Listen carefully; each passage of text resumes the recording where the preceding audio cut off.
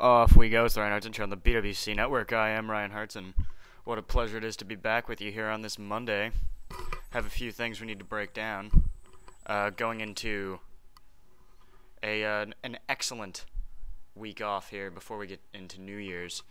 And BWC will be in and out a few times this week as we continue to move on. You've got the NBA and the NFL in full swing at the same time, which is always a lot of fun.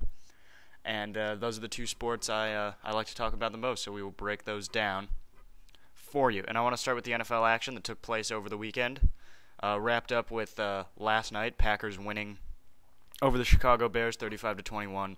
Not a big shocker. If there was any doubt that Aaron Rodgers was the MVP of the league going into this week, 21 for 28 for 280-plus yards and 5 touchdown passes, tying a career high, tying the career franchise mark set by Brett Favre. 5 touchdowns in a game. Brett did it all the time. Aaron's doing it all the time. So it's it's fairly commonplace, and Packers offense is fairly commonplace. And the only question is, listen, Packers defense is horrible. It is. Packers defense is really bad. Offensive line is fine. I know we're worried about them, but they were okay. They did a nice job against the Bears, and honestly, the Niners defense and the Saints defense, neither defense is any better than what the Bears are. Bears are great defensively. And I'd say they're probably equal to the 49ers this year. So, really, the question is, can any team in the NFC come into Green Bay and win in a playoff game? There are 2 questions you'd have to look at. Number 1, the Packers score 35 a game at home. 35 a game at home. They score 40 regularly at home this season. In the cold, in the weather, are you going to be able to come in and outscore Aaron Rodgers at home? This has been the most prolific home team in the league outside of New Orleans. And they don't play in a dome. They play in the cold. See, this is my problem with the Saints. I love the Saints. I think they're a great team. I think if they had home field advantage, they would win the Super Bowl. But they don't. They have to go outside at some point. They're going to have to go to San Francisco and go to Green Bay if they want to win the championship, in all likelihood. Can Drew Brees do it in the cold? Well, no.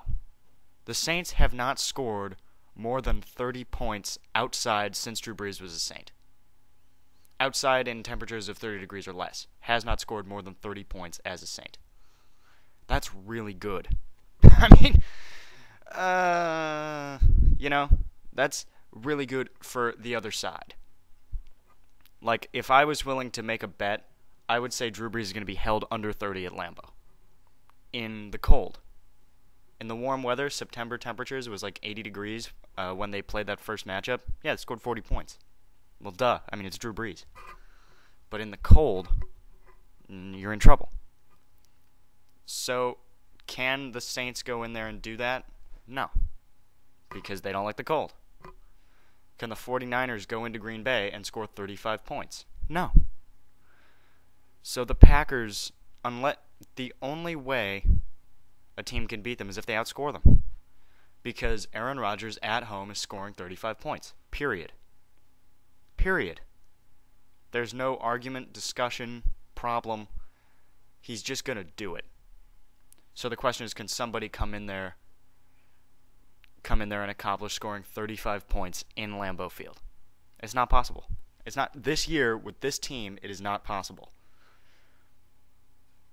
Where the defense is going to come into play is, who are they going to face coming out of the AFC? Pittsburgh, Ben's hurt. Pittsburgh's the team that could do it. Ben's hurt. So we don't know. New England, their defense is just as bad. The Packers would win that game 45-41. Baltimore can't score the points. They play great defense. They cannot score the points. Who's better than Green Bay in this league? Who can accomplish slowing down Aaron Rodgers as well as outscoring him? You have to have a great defense, but you have to have a franchise quarterback on the other side of the field. Alex Smith can't do it. Joe Flacco will not be able to do it. Joe Flacco's close. If the Patriots played defense, they could beat Green Bay. They're the only team. but they don't play defense, so they can't beat them. So there you go. Let's move on to one other topic, and then we'll bounce around the league a little bit. Tim Tebow did not have the best game. Got blown out in Buffalo. It's the first time he's played a game in under 40-degree temperatures. Now, I'm one of the biggest critics of Tim Tebow out there. I don't like him. I think he's a cult leader, and I think hype is like the worst thing you can have. Just like false hype is the worst thing you can have in this country, and the media is very, very big on it. Obama was all hype, obviously, and what's another one? Mike Vick last year was all hype. You know, when the rubber meets the road, it's about things other than what everybody says about you. And that's why I've been critical of Tebow, and at the end of the day, he's just not that good a quarterback. So today would be the day for me to come in and go, told you so. I was right, see? Tebow not that good. Do I have to be the only guy to come out and defend Tim Tebow? I will. I'll do it. I'm going to come out right now and defend Tim Tebow. Here's what I'm going to do. Tebow was awful, okay? But here's the thing with Tebow. He's limited. He is limited physically. Let's start with that. Can we all agree he's limited physically? His athletic skill set is not that of an Aaron Rodgers, a Cam Newton, a Tom Brady, a Ben Roethlisberger, right? We can all agree on that. Even people who like Tebow can agree on that. But at the same time, his mental makeup is very strong. He's a great leader. He has a fantastic set of intangibles. And all that is great. But physically, he's limited. But his intangibles and what he can do mentally raises his game up. Because I'm a big fan of mind over matter. I think smart guy in the NFL will win over tough guy in the NFL. In this league where every big hit is illegal, smart guy will beat tough guy. That's why Belichick and McCarthy have all the wins recently, because they're the smart guys. Tough guy, Rex Ryan, struggles to make the playoffs. But with Tebow being limited physically, he has a very low ceiling. He can never become Brady, Rodgers, Breeze, Roethlisberger, Phillip Rivers, Tony Romo, Eli Manning. He'll never be that good. He'll never be that good because he is limited physically. But because of his mental makeup, because of his leadership ability, because of what he's capable of doing in the fourth quarter, his floor is very high. So you got a low ceiling and you got a high floor. That leaves me, as an analyst, about 6 inches of where I can assess you at. 6 inches. Okay? He is only going to be average at best. The best he can play is average. But the worst he can play is, 4 for 14, 86 yards, a rushing touchdown, and an interception. On average. Okay? Tebow is not as bad as he was in Buffalo. That was the exception. It was not the rule. Tebow is better than he was in Denver, than he was in Buffalo. Is he as good as he was against the Bears in the fourth quarter? No. He is somewhere in the middle. Low ceiling, high floor, and you got about 6 inches to figure out how good he is.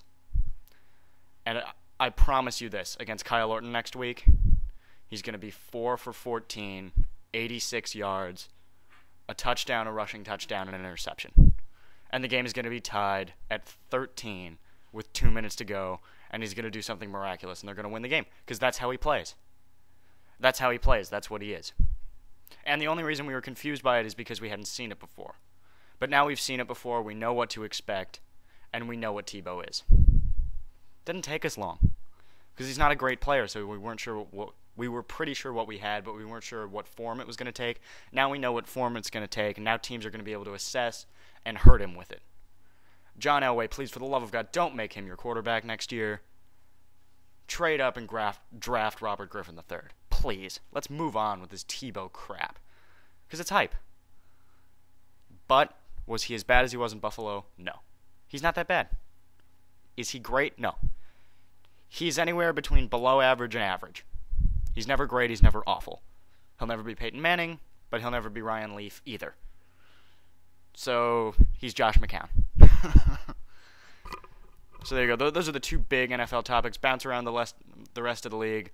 Baltimore beat Cleveland. Baltimore, if they beat Cincinnati next week, they'll win the division. I expect them to beat Cincinnati because Cincinnati can't beat anybody good. Carolina blew away Tampa. Cam Newton had a great 91-yard passing touchdown and a 50-yard rushing touchdown. He's brilliant. He's brilliant. He's phenomenal. He's fun to watch. Cincinnati beat Arizona. Jerome Simpson had that great flip play.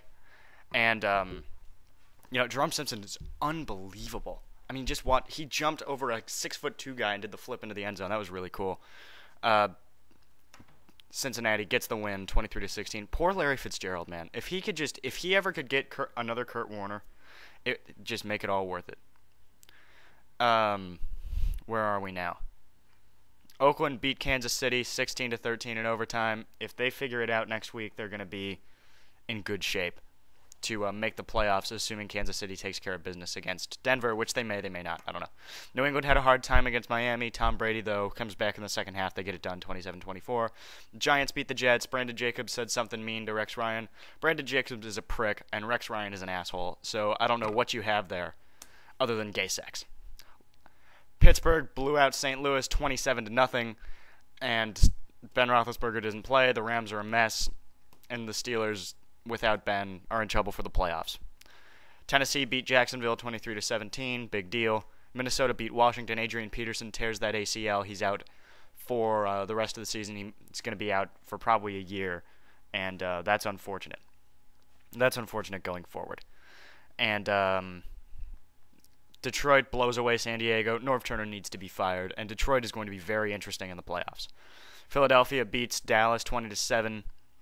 However, Tony Romo gets hurt. We'll see how he is for that big Giants game next week that we'll be talking about for a significant period of time. San Francisco beats Seattle 19-17. They're good. They're not great. I'm not impressed with Alex Smith.